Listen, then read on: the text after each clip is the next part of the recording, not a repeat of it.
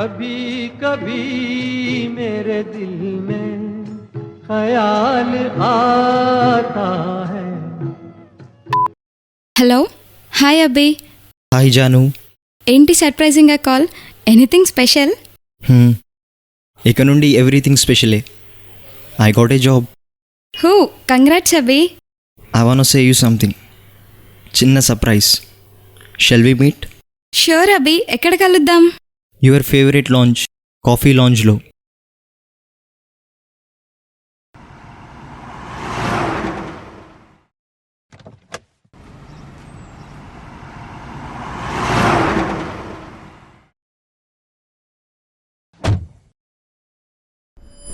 Love ఇద్దరి మధ్య ఉండే ఇష్టాన్ని చెప్పక్కర్లేకుండా చూపే పదం ఇది. It will give everything which we feel. ఇష్టం, ద్వేషం, కోపం, బాధ, స్నేహం, సంతోషం, ప్రతిదీ మనం ఇందులోనే చూస్తుంటాం. అలాంటి ప్రేమ నాలోనూ మొదలైంది. Yes, I'm in love. 10 ఏళ్ళుగా. నా ప్రేమకి ఇప్పుడు 10 ఏళ్ళు. ఈ ప్రపంచంలో ఉన్న 6.8 బిలియన్ ప్రేమికుల్లో నేను ఒకరిని.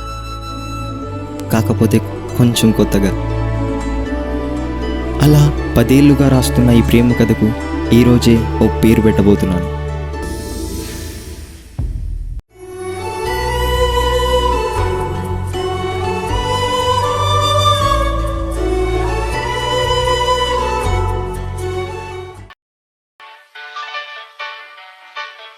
హృదయంలో నిదురించే చెలి, కలలలోనే కవ్వించే సఖి, మయూరివై వయారివై నేడే నటన మాడి నీవి నన్ను దోచినావి, నా హృదయంలో నిదురించే చెలి.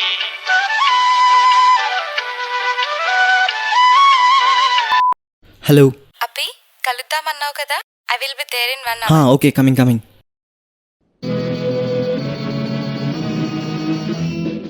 ఎంతవారు గాని వేదాంతులైన గాని వాళ్ళు చూపు సోకగానే తేలిపోదు రోయ్ కైపులో కైపులో కైపులో.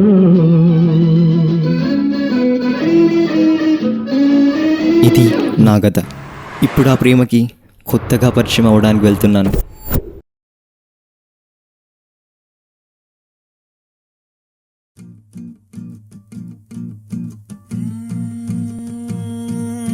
కన్నులు నీవి, రెప్పలు నీవి, కలలు మాత్రం చెలియా నావి. కన్నులు నీవి. ఇలా మనకిష్టమైన ప్లేస్లో మనకిష్టమైన వాళ్ళతో మనం ఇష్టపడేలా ఉంటే ఎంత బాగుంటుందో కదా. ఏంటి కలుద్దామన్నావు, కలిసాం. ఏదో చిన్న సర్ప్రైజ్ అన్నావు, బట్ ఏదో సర్ప్రైజింగ్గా చూస్తున్నావు ఏంటి? జాను, ఐఎమ్ ఇన్ లవ్. అవునా? ఎప్పుడు, ఎక్కడ, ఎలా? ఇప్పుడు కూడా, ఇక్కడ కూడా, బట్ ఎలాగో తెలియదు. అర్థం కాలేదు కదూ. ఈ ప్రేమ ఇప్పటిది కాదు. 38 Jan 2008. నేను ఓ ప్రేమికున్నని గుర్తు చేస్తూ తనని మొదటిసారి చూసిన రోజది. అప్పుడు తను చూడగానే నచ్చేసే చందమామలా, చూస్తేనే చాలనిపించే వెండి బొమ్మలా కనిపించింది.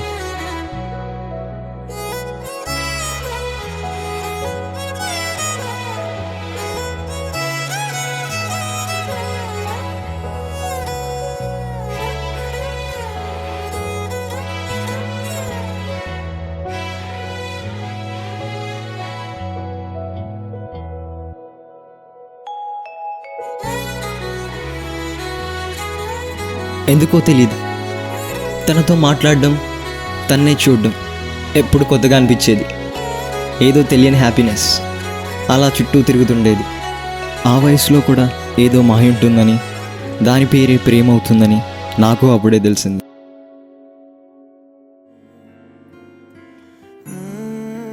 So cute.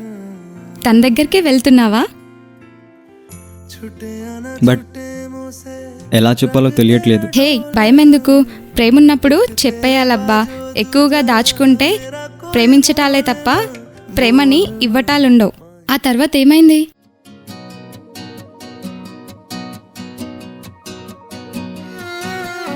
ఆ రోజు ఏమైందో తెలియదు, ఏదో మిస్ అవుతున్నట్టు అనిపించింది. సడన్గా చూస్తే తను నా నుండి దూరంగా వెళ్ళిపోయింది.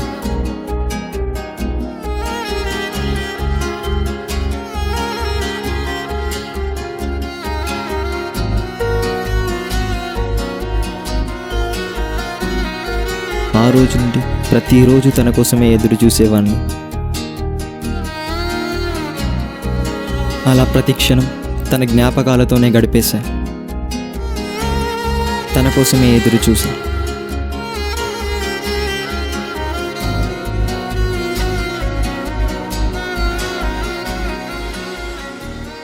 మళ్ళీ కలవలేదా?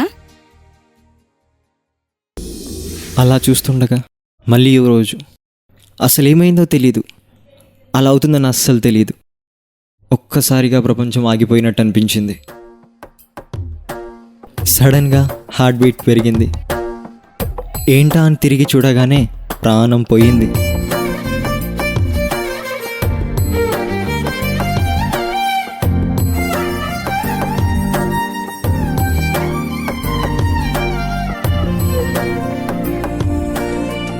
తన్ని మళ్ళీ చూశాను, మళ్ళీ నవ్వాను, మళ్ళీ ప్రేమలో పడ్డాను. కొత్తగా ఉంది కదూ ప్రేమ అనేది. ఎప్పుడు వింతగా, ప్రేమించడం అనేది ఎప్పుడు కొత్తగా ఉంటుందని నాకు అప్పుడే తెలిసింది. తనతో మళ్ళీ మాట్లాడావా మరి? లేదు. ఎందుకు? కలిసి చాలా రోజులైంది కదా, గుర్తున్నానో లేదో అనే ఫీల్, మర్చిపోయి ఉంటుందేమో అన్న చిన్న ఫియర్. ఏం చేసావు మరి? లవ్. హ్మ్? అలా తన్ని చూసిన క్షణం నుంచి మళ్ళీ కొత్తగా ప్రేమలో పడ్డాను. అలా పడుతూ లేస్తూ ఓ 2 సంవత్సరాలు గడిపేశాను. ఎందుకో తెలీదు, తన్ని చూసిన క్షణం నుంచి మళ్ళీ ఇప్పటి వరకు నిజం చెప్పాలంటే తనకన్నా తన పాదాలనే ఎక్కువసార్లు చూశాను నేను.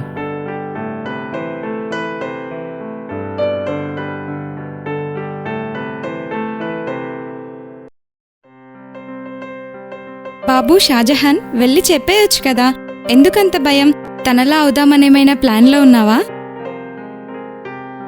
నేను ప్రేమ కోసం తాజ్మహల్ కట్టే షాజహాన్ కాదేమో, కానీ తను మాత్రం నాకెప్పటికీ ముంతాజే. అలా అని కాదు, తనంటే ఇష్టం అంటున్నావు, తనకే తెలియకుండా తనని ఇంతలా లవ్ చేస్తున్నావు. ఇంకా ఎందుకు వెయిటింగ్? ఇలా మజ్నులా ఉంటే వర్కౌట్ అవ్వదనుకున్నా. ఆ రోజు వెడ్నెస్డే, నా లైఫ్లో మర్చిపోలేని డే అది. ఎలాగైనా చెప్పేద్దామని ఫిక్స్ అయ్యా. బట్ నా లవ్ స్టోరీకి ఓ ట్విస్ట్ ఉంటుందని నాకు అప్పుడే తెలిసింది.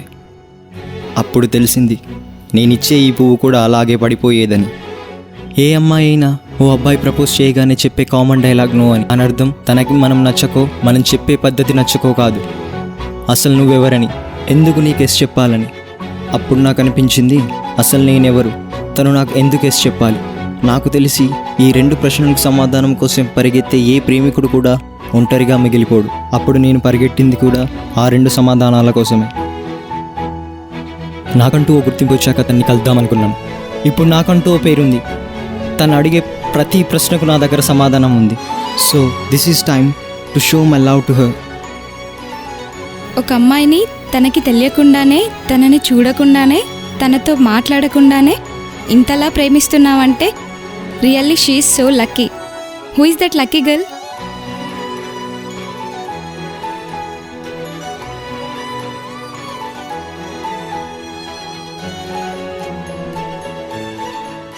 Happy birthday Janu.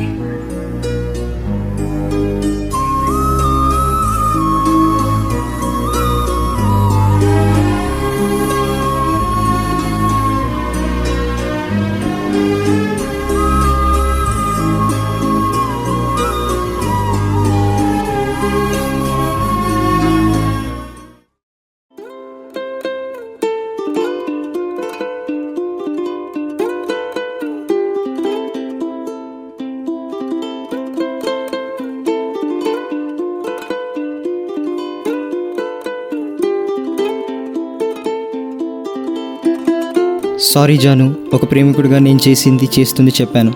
ఆ తర్వాత చెయ్యాలా వద్దా అనేది ఇంత చెప్పాల్సింది ప్రేమని నువ్వు. నువ్వు ఒక్కడివే ఫీల్ అవుతున్నావా?